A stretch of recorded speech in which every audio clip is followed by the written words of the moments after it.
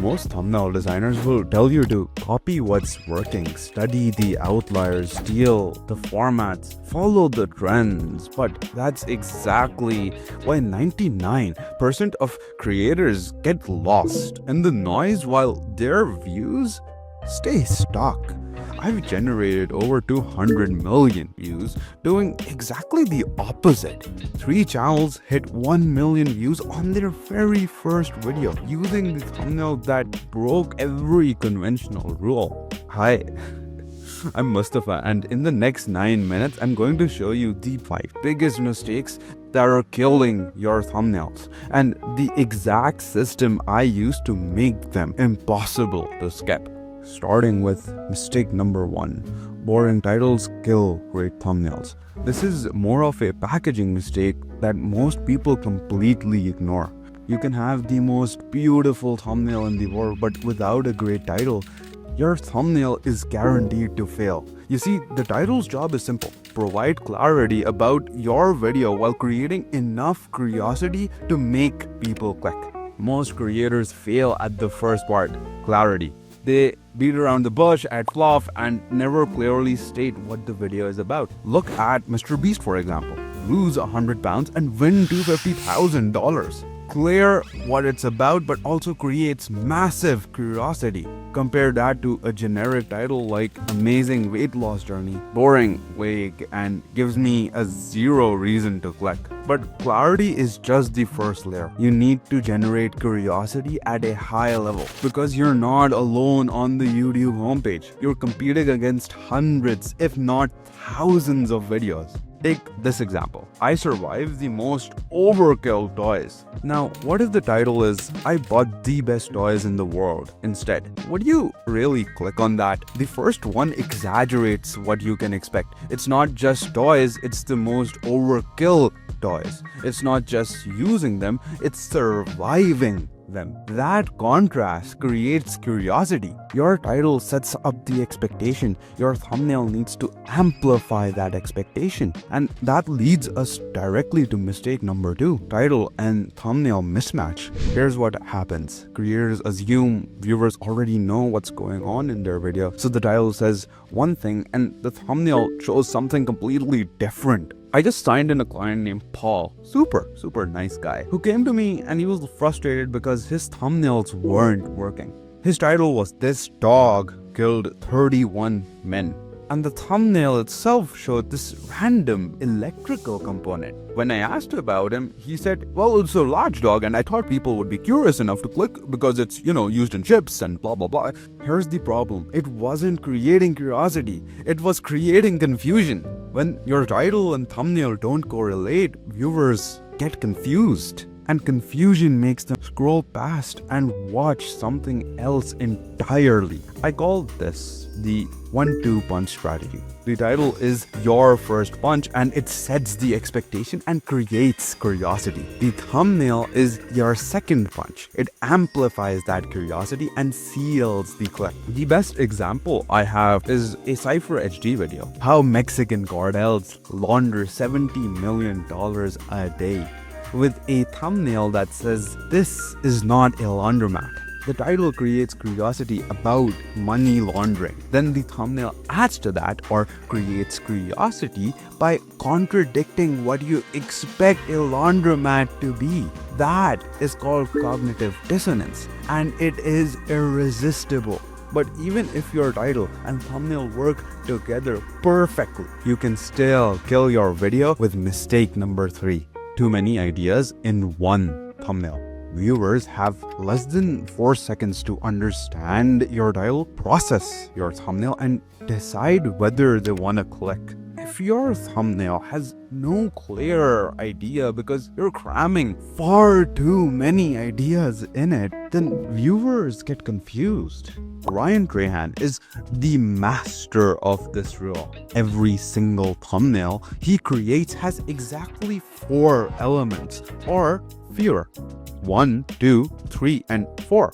That's it. Look at any of his videos and count the elements. He never breaks this rule because he understands that clarity beats complexity every single time.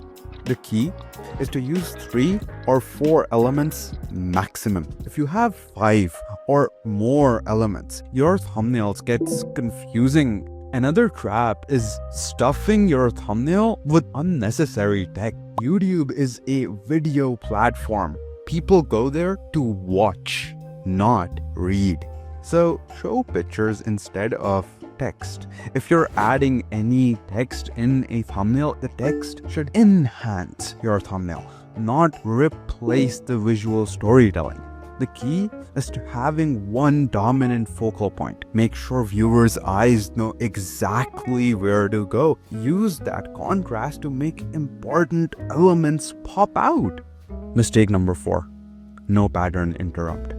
Grabbing people's attention with your thumbnail is one thing, but getting them to actually click is another. You can flash yellow on a thumbnail and grab attention, but if a viewer stops, looks at your thumbnail and thinks, "This is boring," they'll move on.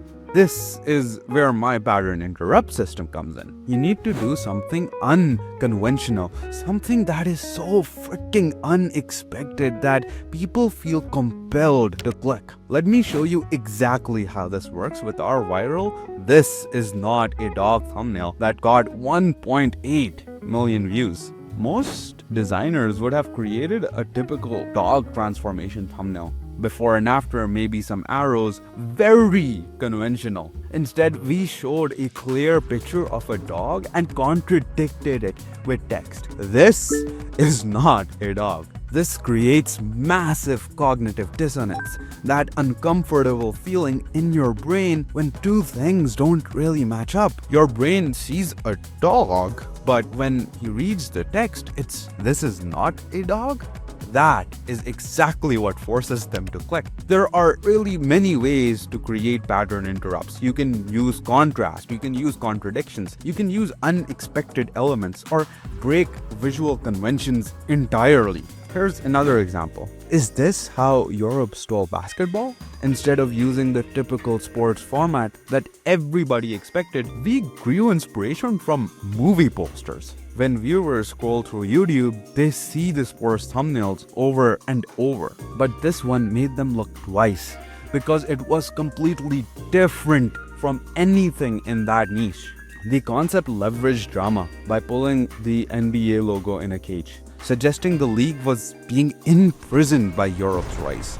This is exactly what stirred up controversy and made a basketball fan think, wait, is the NBA really in trouble? That emotional reaction combined with the unique visual style created an irresistible curiosity gap. The thumbnail worked because it understood a key principle. People are getting bored of seeing the same content repeatedly. When you break the visual patterns that viewers expect, you force them to pay attention. Mistake number 5. Not knowing what works in your niche. I got overconfident once. I thought I knew what would work without doing proper research. So I skipped audience analysis. The result? Thumbnails that didn't work at all. So I did audience research and realized the formats I thought would work weren't working for competitors either. I was doing everything wrong because I didn't understand the specific audience. Never skip audience research.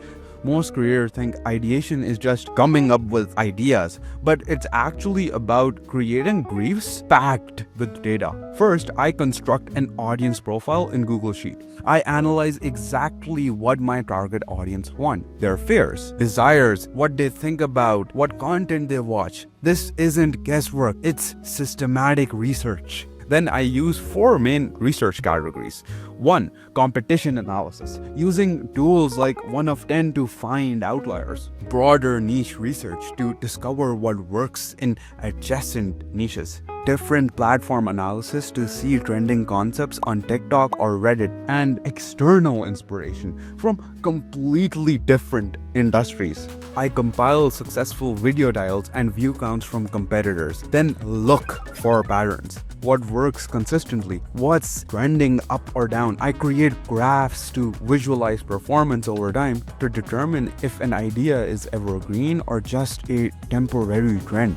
I establish what I call a qualify barrier. the average view count for successful videos in that niche. Anything below that line isn't good data to use. This helps me focus only on proven concepts rather than guessing.